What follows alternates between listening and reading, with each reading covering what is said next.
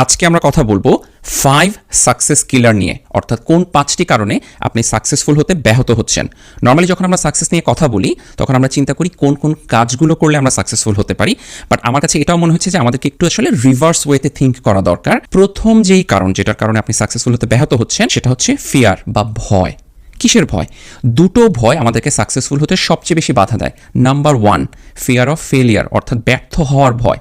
আর number 2 হচ্ছে fear of what other people will say, অর্থাৎ লোকে কি বলবে। প্রথম ভয়টা নিয়ে একটু কথা বলতে চাই। কার না ব্যর্থ হওয়ার ভয় থাকে? আপনি জীবনের যেই কোনো স্টেজে থাকেন না কেন, ব্যর্থ হওয়ার ভয় সবারই কাজ করে।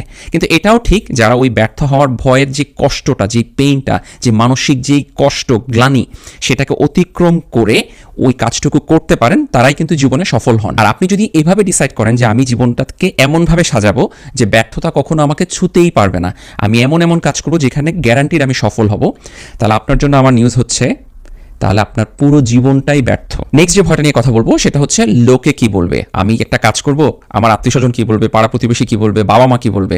দেখুন, এটাও কিন্তু আমাদের basic as a human being, আমরা যেহেতু সামাজিক জীব, এটাও আমাদের একটা বেসিক ইনস্টিংক্ট।